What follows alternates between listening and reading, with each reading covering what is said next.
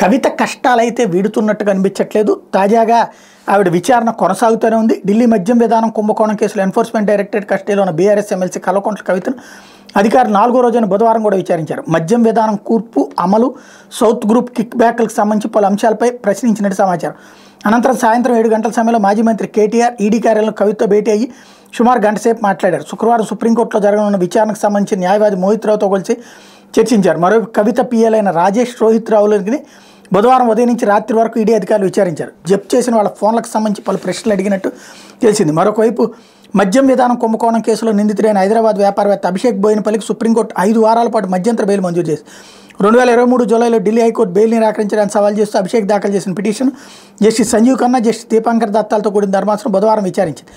అభిషేక్ తరపు న్యాయవాది వాదనలు వినిపిస్తూ పిటిషనర్ 2022 అక్టోబర్ 9 నుంచి కస్టడీలో ఉన్నారని చెప్పారు.